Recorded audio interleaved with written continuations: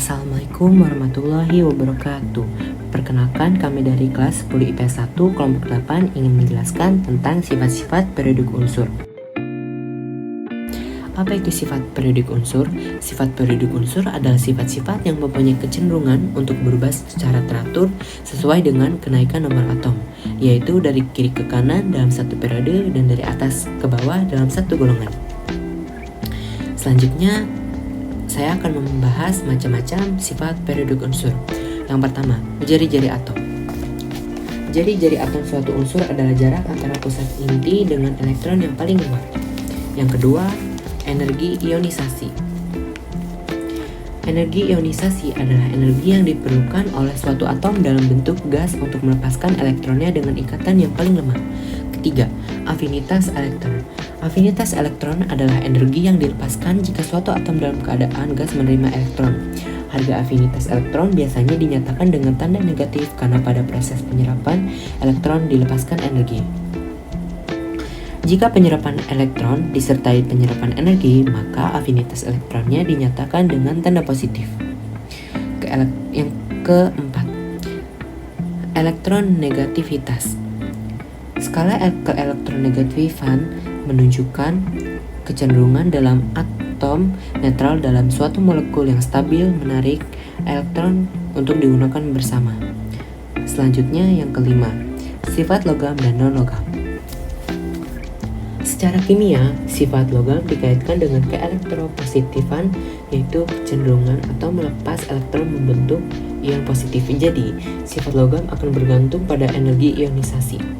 Semakin besar energi ionisasi, semakin sukar bagi atom untuk melepas elektron dan semakin berkurang sifat logamnya. Sebaliknya, sifat non-logam dikaitkan dengan keelektronegatifan, yaitu kecenderungan atau menarik elektron. Yang terakhir, kereaktifan. Kereaktifan suatu unsur bergantung pada kecenderungannya melepas atau menangkap elektron. Jadi, kereaktifan non-logam yang paling reaktif adalah golongan halogen. Dari kiri ke kanan dalam satu periode, mula-mula kereaktifan menurun kemudian bertambah hingga golongan tidak reaktif. Selanjutnya, saya akan membahas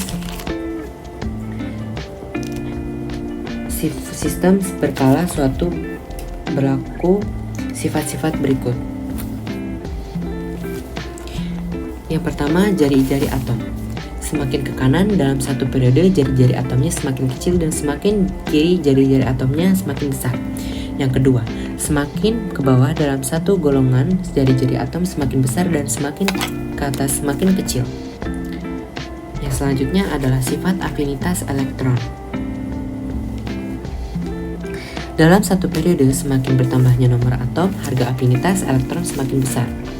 Yang kedua, dalam satu golongan dengan bertambahnya nomor atom, afinitas elektron semakin kecil.